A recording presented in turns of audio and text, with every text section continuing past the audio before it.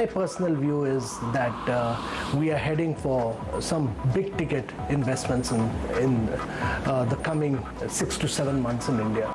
मैं आज लाल किले की प्राचीर से विश्व भर में लोगों से कहना चाहता हूं, कम make in India. Let nobody have any doubt that we can be globally competitive at our own terms, and that is why Make in India is right. We need to focus on the ease of doing business.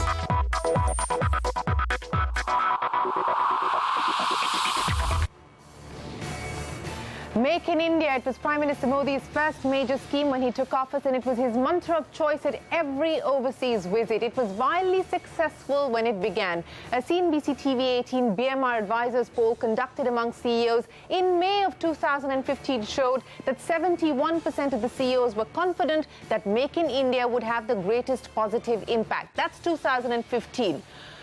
3 years hence, the confidence has waned, with just 21% of India Inc.'s captains seeing Make in India as the Modi government's most successful program. So in a bid to revive the program, the government is moving to put domestic manufacturers on a pedestal over their foreign counterparts. In a strongly worded letter, the Principal Secretary at the Prime Minister's office, Nripender Mishra, has asked all government departments to put local companies first. The letter says, and I quote, "Any tender which is not sensitive to Make in India message deserves scrutiny," end of quote. Further, a public procurement order of 2017 has clearly stated that Indian companies should be favored over others. It says if the lowest bid is from other than a domestic local manufacturer, local supplier will be invited to match the lowest bid within the margin of perfect preference. These provisions in the Public Procurement Order 2017 have the intention that the domestic manufacturer should not be excluded from government procurement. So this is all about government procurements. That's not all. The centre has also increased customs duty on numerous items like mobile phones, microwave ovens,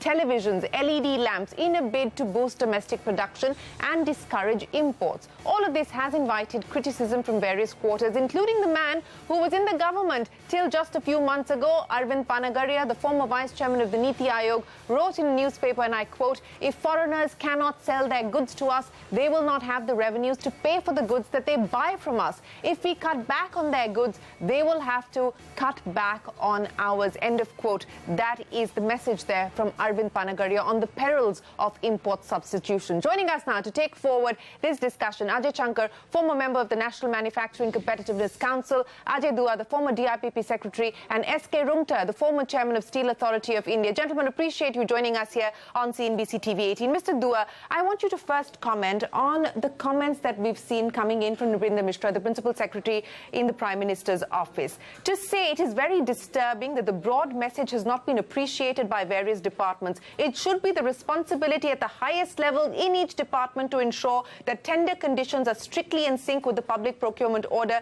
and each tender must be examined from the point of view of the interest of Indian manufacturers.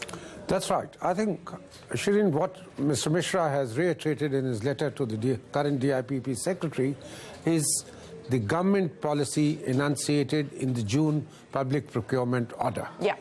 The Public Procurement Order, as you yourself in the introduction mentioned, is meant to give a push to Make in India program launched with considerable fanfare 3 years ago, and which probably hasn't taken off at the pace the government expected. And will this further dampen things? Let me put it this: it may not dampen it immediately, but in the immediate run, it is probably likely to give some orders to the local producers, because two things have been said in the Public Procurement Order. One, that if there is a small order, then it goes entirely to an Indian entity, a larger entity. In terms of monetary terms, that's been defined. Even if it's a global tender, the 50% of it will have to be given to a local person who's willing to match the price, and certain amount of concessions, which you just read out, are to be extended. So in terms of qualification, etc., a particular clause 10B of this procurement order refers to this. The idea is, and the major requirement here is is the domestic content. That there has to be a 50% domestic content in every order which is placed, even on a foreign supplier. Which means there is going to be business for domestic producers, whether by domestic producers or domestic joint venture partners, etc. The question is, to my mind, two questions arise. One, whether a domestic content order is in sync with the WTO regulations on the subject. We have very recently seen that the United States of America had taken Indian solar manufacturing issue to the WTO, and they've got a favorable ruling from there. Second is the question of, in the long term, is this policy of purchase preference? It's not a price preference order. It's a purchase preference purchase order, preference, is that sustainable in order to keep the Indian industry competitive? A point which has been raised by Mr. Arvind Panagar as well. Absolutely. On that note, let me bring in Mr. Ajay Shankar. Mr. Shankar, as a former member of the Manufacturing Competitiveness Councils, do you believe that this is a policy that in the long term will actually hurt Make in India and hurt domestic industry, as Dr. Panagaria is cautioning against? He's saying, be aware of the perils of import substitution. Don't go down this road. I think the government has got it right.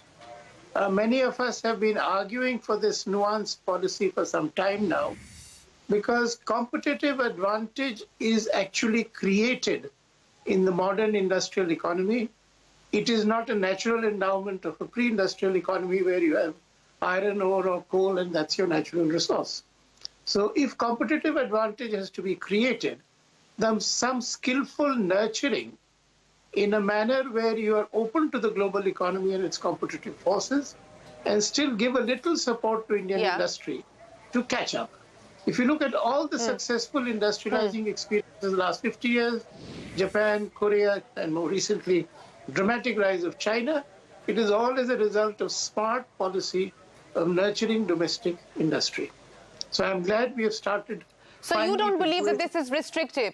You don't believe that this is restrictive? You believe that this is nurturing and supportive of domestic industry and nuance? Absolute and overdue, because the market is completely open to the Indian private sector. There are no restrictions on the Indian private sector. They can buy anything from anywhere in the world. So a little bit of nurturing, a little bit of tinkering is what is absolutely essential if we are to succeed with Make in India. Okay, Mr. Rungta, let me ask you, sir, because you were at SAIL and then you moved to the private sector, sir. So maybe you've got the best of both worlds experience that you can share with us. You've heard what Mr. Dua has to say as the former DIPP secretary and what Mr. Shankar is saying. What would your response be to the policy as articulated by the government and what it means for domestic industry as well as for those foreign industries who are looking at setting up in India and making in India? I think policy per se is in right direction, as both Mr. Dua and Mr. Ajay Shankar have said. And as Mr. Ajay Shankar said, that it is confined to public procurement. Now, question is, proper implementation of this. And it is very important that Indian industry or suppliers should stay globally competitive. And one thing which I can say that, practically for all products, all commodities, today the benchmark price at which, Indian industry can market in domestic product market is related to the landed cost of imports. So in no way, they can really overcharge. And as long as they have to compete on the price globally in terms of the quality as well as delivery terms, then I suppose this initiative is fine. It should not be confused with the previous import substitution that was for the purpose of conservation of foreign exchange. And probably the objective here is to, sort of encourage Make in India. But I would add that apart from this kind of thing, other measures which government needs are, one is rectification of inverted duties. There are many areas where there are still inverted duty structure. And to the extent WTA permits, we can probably keep a higher difference between raw materials and finished products. That will be another way of encouraging Make in India, which government seem to be doing in some products with the recent measures in electronic and telecom sector. So I feel that as Okay. a policy Let me it just is take- in the right direction, and I also agree that Indian industry must stay competitive globally.